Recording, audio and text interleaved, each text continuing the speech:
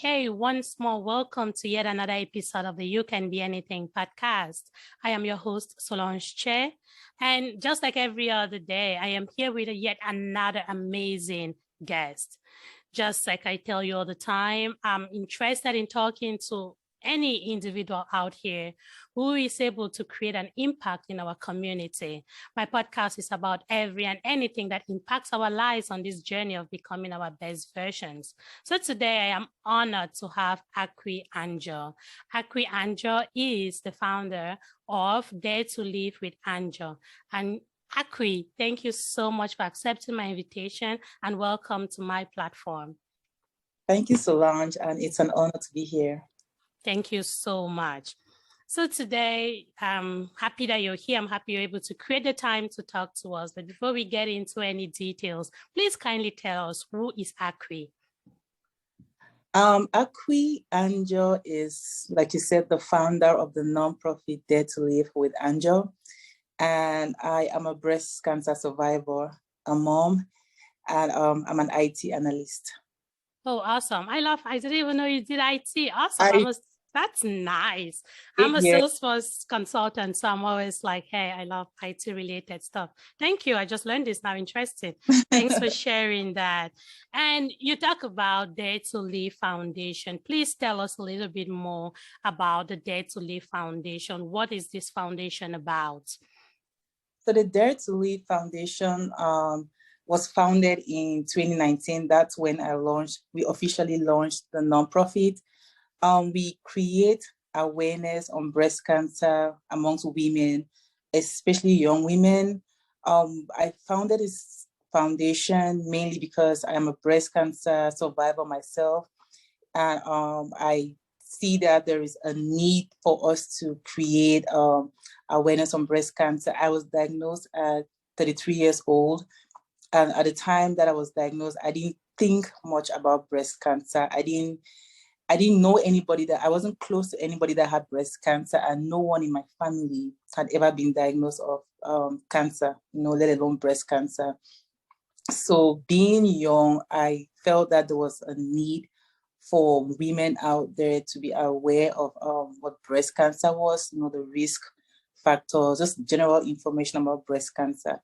So I founded this nonprofit in order to create awareness on breast cancer and to provide services and resources to breast cancer patients and survivors, mainly in Cameroon. I'm based in the United States, and the nonprofit was created here in the United States, but we do work both in Cameroon and here in the United States. Oh, great. Awesome. And yes, I follow your story online. It is a very touching one. It's one that I have listened to. You listen to you on other podcasts and even one of the TV stations. I remember they interviewed you there and you shared your story. I'm sure anybody that knows you must have heard your story and how you did this.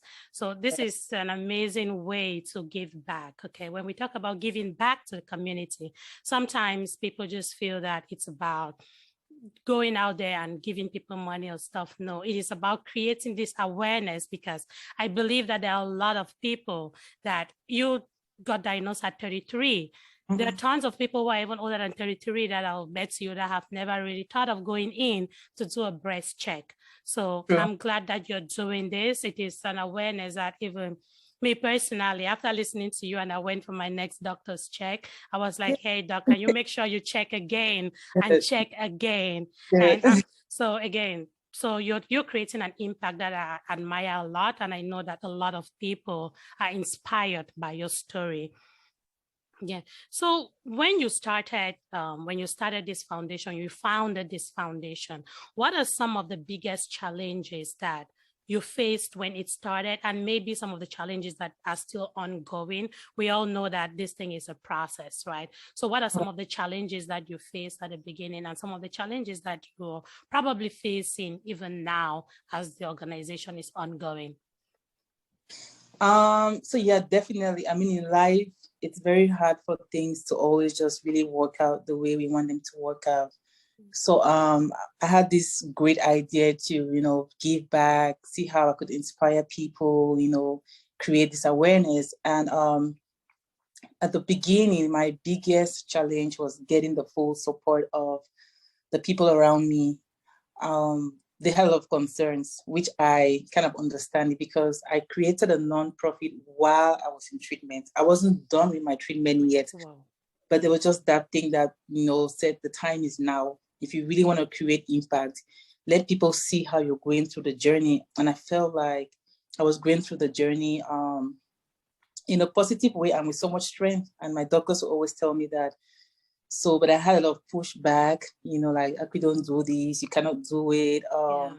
You're not going to be able to go through with it. So I had a lot of self-doubts at the beginning, even though deep down, I know that this was something that I wanted to do.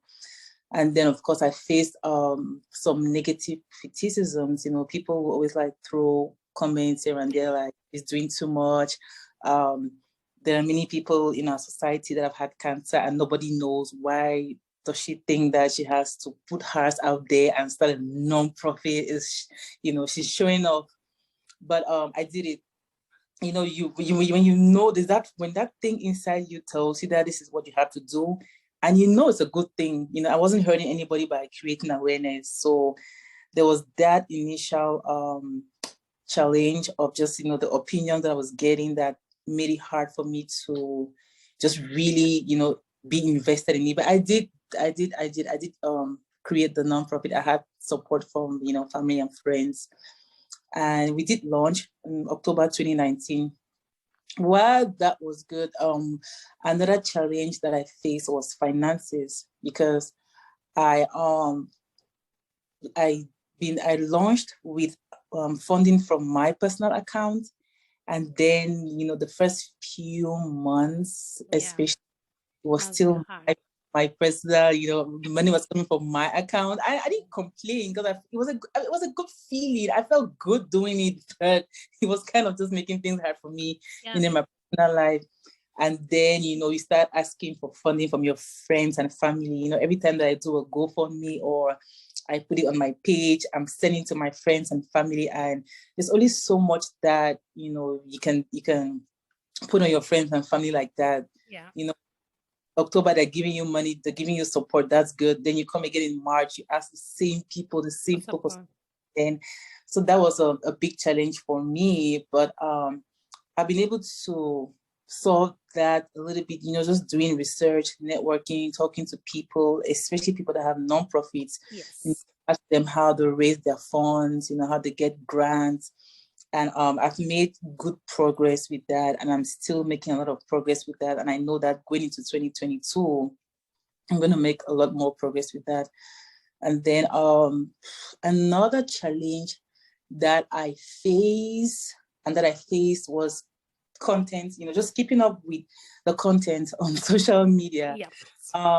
Doing that by myself because it's my story. So I feel like I tried to outsource it, but it wasn't flowing because I felt like this was my story. Where it had to be my words, it was my feeling.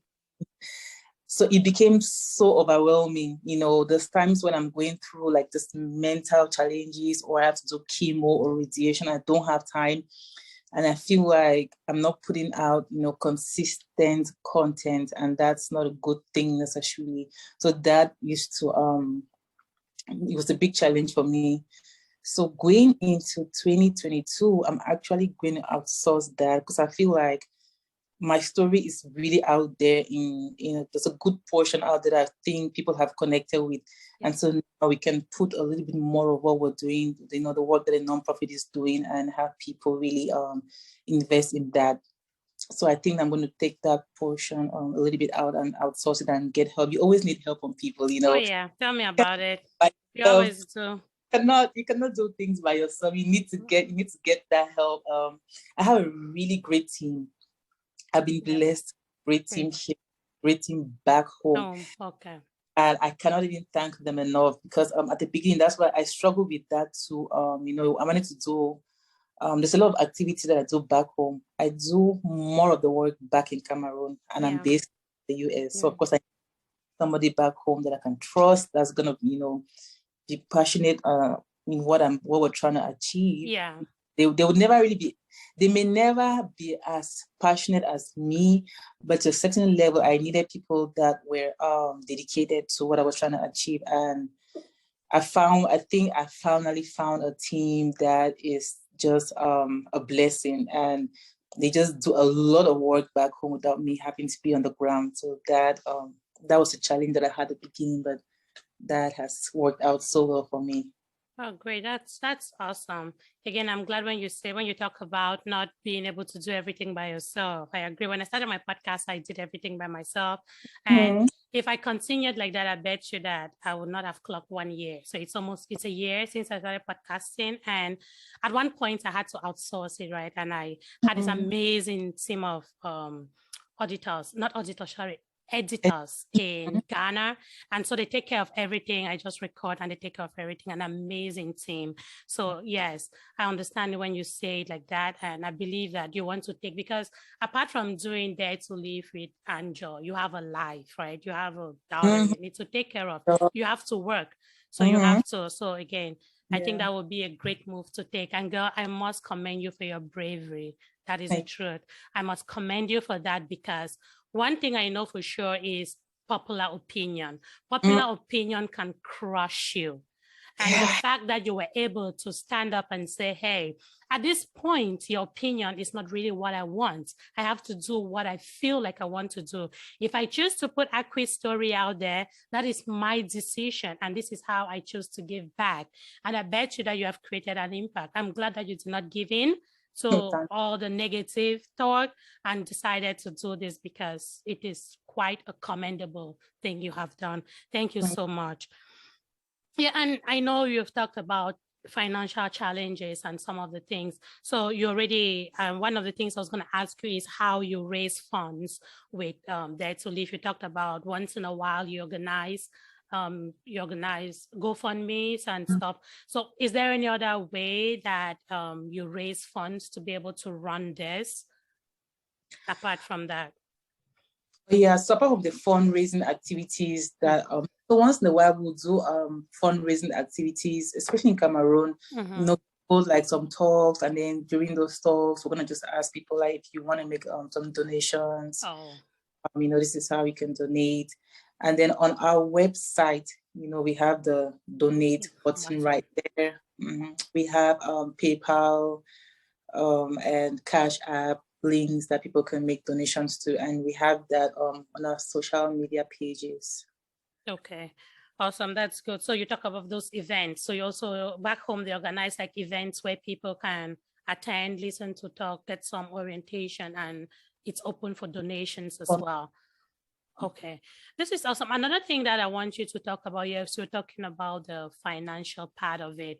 What about the activities? So what are some of the activities that Dare to Live is doing? What are some of the things the foundation does to create this awareness in the different communities, both here in the US and back home? What are some of the things you people do? So we've done a good number of awareness events, especially in the month of October, which is the breast cancer awareness month, and in March. March is the triple negative breast cancer awareness month. Triple negative is the type of breast cancer that I had. So those months and maybe other off months, we'll organize walks, you know, good way to raise awareness. You invite a lot of people, they come there, and then we share information. We organize talks. You know, we do again give out information, talk about breast cancer, do demonstrations on how you can do your breast exams, give out information on where you can go to if you need to do your breast exams or if you find a lump. And then we do a lot of free screening too. So every now and then we'll partner with clinics and hospitals and say every last Wednesday of the month, we have women come and do free screening at this clinics, or we organize our own events for women to come just for free breast cancer screenings. And then we do a lot of, we give back, you know, resources to breast cancer patients. We visit them in the hospitals and in their homes, but mainly in the hospitals. Last October, so 2 months ago, we did go to Douala, Yaoundé, and Bamenda. I think I have those on my social media pages. We put together care packages for patients. You know, we talk to the doctors and we ask them what it is that these patients kind of really need to make their treatment process a little bit more easy for them. Yeah. They need finances to pay for treatment, and we really cannot afford to pay full treatment for the patients back home. They will put like a little bit of money in envelopes and give out to the patients. Of is on the counter medication, pain medication. We give pain medication to the patients, medication exposure, medication for just off the counter medication that we don't need to, you know, get prescriptions for. Okay. Mm-hmm. We give them clothing, blankets, socks. You know, sometimes when you're doing this treatment, you get really cold, you get sick, you're either cold or hot. Yeah. So we buy things like that, water, fruits. We just, you know, put together some care packages and we go visit patients and we give that to them. And then we work with other survivors to see how they can also talk to patients. You know, we do like support kind of groups. Okay. Talk to patients and just counsel them and encourage them. And then social media. We try to put out a lot of information on our social media so that people can follow and see, you know, what we're doing and how they can be part of it. Oh, great. That's awesome. I think I actually saw pictures or was a video of in Cameroon where people went to visit and hand over stuff. Right. And I was like, oh, wow, this is amazing. It is a baby. I'll call your foundation a baby foundation. It's up to 2 years old. And you're already able to like give back in that way. That is amazing. That shows some level of dedication, which I really do admire. So for someone who really loves this venture of yours, and maybe they are not in a financially stable place to give back financially. So basically, I'm talking about the people that are back home. If they wanted to participate, to like volunteer, right? And say, hey, I've heard about Dare to Live with Anjoh. I want to be part of it. How can they reach you? How can they contribute to the success of your foundation? Right. Thank you for that question. So our number one goal is to raise awareness on breast cancer. So one way that, you know, we can all come together and try to really spread the word is just, first of all, sharing like whatever you see. That's what the content that I put out or that the foundation puts out. The more people share that, you know, breast cancer related content, the more people we're going to reach. So if you just go through my Facebook page and you see me posting a video on how to do breast exams, or a video or a post on, you know, where people can go to get their free screening, or a post on what the breast cancer risk factors are, just share it. You know, we want the word to get out. We want more people to learn and, you know, to know about breast cancer. So sharing our content on social media really helps to put the word out there. And then, of course, we need volunteers back home. And on the website, there is actually a volunteer button that you can go to and then send us your information. And then on my social media pages, you can always send us a DM. I reply DMs like really fast. Like I personally do that. That's nice. And then I have a phone number on there. I've had people text me, call me on that phone number, and I respond ASAP. Like that phone number, I don't play with calls and take that coming to that phone number. So yeah, so if you want to help volunteer, reach out. We need more people. We need to put out the word. We need to help, you know, as many people as we can. So if you just go to our social media pages or website, you definitely will find some information there on how you can reach out to us. All right, great. I know that you have spoken to us about how your breast cancer journey, right, inspired you to inspire you to start this foundation. But I also know that it takes determination and intention to successfully run an organization like that. To me, to be you're a girl in town, you're a regular girl just like me. You are able to put aside resources. You talked about starting with your own funds, like with your personal bank account running this. That is a risk that it takes a lot of determination and intention to do. And I just want to know what really yes, you were survival. What inspires you? What is one thing that really just makes you want to wake up every day and log into Dare to Live and make a video and post? What inspires your everyday activities around Dare to Live with Anjoh? At the beginning, there really was just that feeling inside that this is something you have to do. This is your calling. This is your purpose. I could not explain it. I just knew that I had to do this, spread the information on breast cancer, help somebody out there, put the word out there. I just knew that I had to do that. This was my purpose, and I felt good doing it. I felt like when you're doing something that you're passionate about, you feel it. Your body comes alive. Everything in you just comes alive. So at the beginning, I knew that this was just something that I had to do, and I started doing it. And I knew that, okay, this is the right path. It felt like it was the right path, and this is really where God is leading me to. And now I would say what keeps inspiring me is positive feedback. Like you're reaching out to me to tell me that you want me to come on your podcast and talk about this means I'm doing something good. Wow. When people call me or text me, or when I post something and somebody goes on and says you inspire me, those words make me just want to go up my computer and start typing.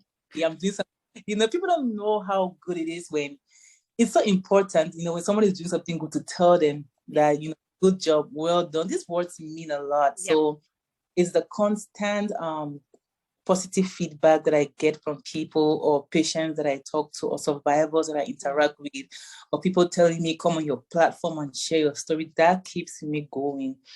Because I feel like if nobody ever reached out to me, nobody, said anything, maybe, I don't know, but maybe I would have said, okay, maybe this thing doesn't really mean much the way I think it does, but the constant feedback that I get from people in different dimensions and different ways definitely keeps me inspired. That keeps me going, and I do not intend to stop anytime soon. Even if I don't get feedback, I've gotten enough. I have enough feedback.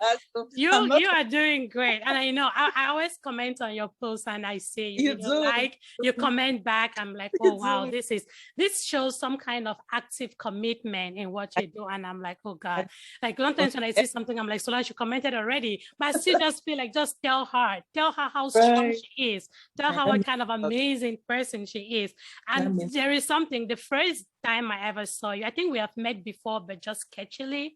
But the first time I actually saw you and I looked at you, Akwi, I turned around and I told my sister, I was like, you see this girl? This is one of those pretty Black girls that do not need makeup. When my sister laughed, I was like, yes, she doesn't even need to. You see how I'm a makeup lover. I want to kill I love makeup, right? And Akwi, you are just a strong, beautiful Black woman. Like, I look at you and I'm like, oh, wow. For you to have gone through your journey, gone through what you went through, put it out there and not lock yourself up and say, no, this is my story, I want to keep it. Sharing your story has changed lives. It has made people be more open. And I always say that the more people are open, the better information they get that can really help them. So, girl, I admire you a lot. I admire your bravery, your courage. Like, never let any negative energy. I think you already have enough positive energy to keep you going. So close your ears to anything negative that comes your way. You're doing an amazing job. Let's skip away a little bit from Dare to Live. Please tell us about one absurd thing. You know how we do weird stuff. You don't want to hear mine, but let's talk about one weird or absurd thing that you love doing. Let me see. Something that is weird about me that many people may not know. No. But it's not that weird. It's weird. It's just like people will not know that that's me, but I'm a loner. Oh. I hate I don't like being, I don't know. It sounds, when I say this, but like you, madam social. You look like a social, you look like a very social person. And that kills me, that is not what I like to do. But honestly, I've been to therapy this year, and it's one of the things that my therapist and I really spoke about, because it's not really me. I'm a loner. Like, my best moments I've been alone. Being alone. my room. Either I'm watching a movie, reading a book, or I hate crowds. I hate parties. I would do it because I feel like I need to. But I'm a loner. People, I don't know. It's hard. But look at how can you, like, again, this is you stepping, and that's one of the reasons why you are succeeding. And I just pray to God, Dare to Live has come to stay, right? It's one of the, because this is one thing that you're doing. It's out of your comfort zone, right? And that is why it's succeeding, because it is something that you will normally not do. It's something that you have decided to step away from who Akwi is to do. And that's probably why people see a lot of value in it. And the more value people see in it, the more they're going to support it.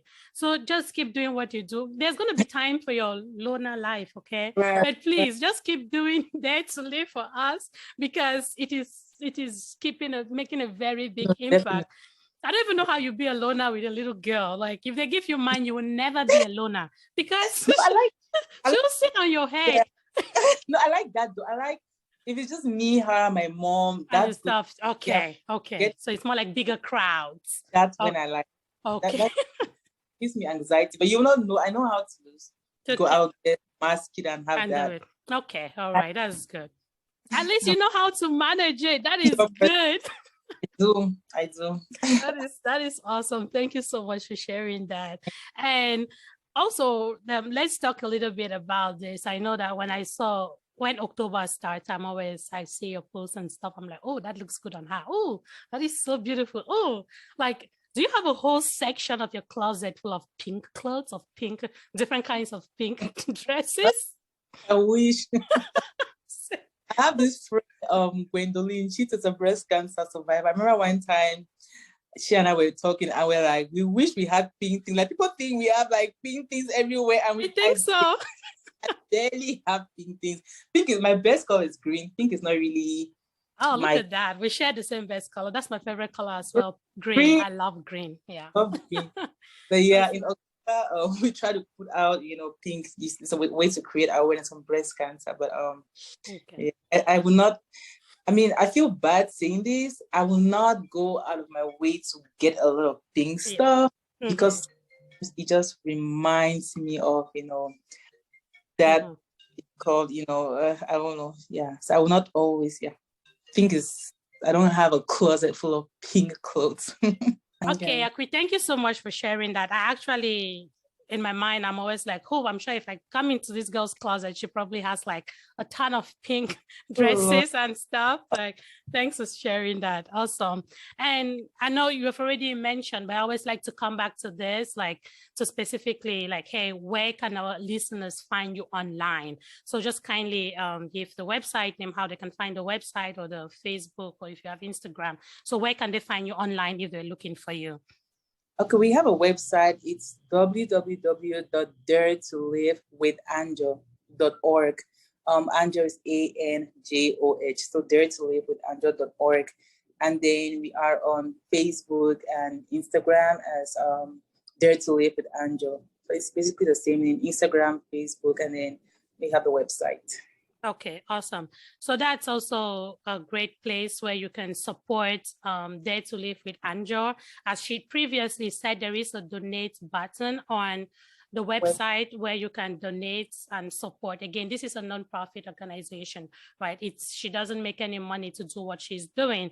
And one of the reasons I have this episode live during this season is because I know, just like me, when the year is coming to an end, I'm always like, hey, what impact can I make? Yes, I do what I have to do. I do a podcast, but at the same time, I might want to give back financially. I might want to support an organization. We hear that in church every day. We contribute money to support different organizations in the world. So bringing Anjoh to you during this Christmas season is giving you an opportunity to support her cause. So if you're looking for an organization where you can chip in something and say, hey, this is a good cause, I want my money, I will not mind putting my money in here, Dare to Live with Anjoh is a good place for you to put in that money. So please kindly support this foundation. As we have all heard, she is doing a great job, especially being here and managing stuff back home can be very, very challenging. So if you're looking for something to giveaway to donate some money in, please kindly support her by clicking on the donate button on the daretolivewithanjoh.org website. Thank you so much, Akwi, for sharing that. And again, one of the signature things of this podcast, right, my You Can Be Anything podcast, is where I let you talk to somebody. I always say, hey, I want you to talk to that one person out there. It could be somebody in any kind of situation in life. Your words will probably just give them that hope that, you know what, I can still do this. Even though I am in my low moments, I can do it. So I just want to give you the mic so you can talk to somebody out there. The mic is yours, Akwi. Thank you, Solange. I'm not going to say too much, but like my nonprofit says, dare to live. That's what I try to tell everybody. As long as we are alive, we have a second chance. That's God telling us you have a chance to be what you want to be. You have a chance to be happy. Dare to live. It's never going to be easy, always easy. Life is not like that. There are going to be ups and downs. 2018, I lost my dad. 2018, I got diagnosed with cancer. 2019, I went through the treatment, stage 3, triple negative. That's one of the most aggressive forms of breast cancer. 2020, I got a divorce. And this is me, 2021. You wouldn't even know what I've been through. I know there's people out there who are going through wars, but I'm saying if you're still alive, dare to live. Trust me, there is a light at the end of the tunnel. Just trust the process. Go through it. Do not run away from your troubles. Face them. Go through them. It will be worth it at the end of the day. Just dare to live. Oh, wow. Thank you, Akwi. Like, having gone through all of this within how many years? So many things that you have to manage. And you still have that spirit. You still have that. You can still sit and talk to people. I'm alive. Yes. Yes, dare to live. Akwi is right. Dare to live. There is nothing that will bring you down. The only thing that will bring you down is yourself. If you decide that you want to do it, your mind is where you live. So thank you so much, Akwi, for sharing this. I appreciate you so much for coming up. I appreciate you for being so open and talking to my guests. And my dear listeners, I appreciate you. I'm already thanking you for supporting this foundation, because I know that any of you who listens to this episode of the podcast will be able to give your widow's mite to support Akwis Foundation. So I appreciate you all so much. Keep following the podcast. Keep supporting us, share the podcast. Let's reach as many people as possible, because again, what is the goal here? Our goal is to inspire, motivate people, bring people like Akwi on to share their stories, so that you sitting back there listening can know that if Akwi can do it, hey, you can do it too. Thank you so much. And remember, stay blessed and be good to each other. Bye-bye. Bye. Thank you so much.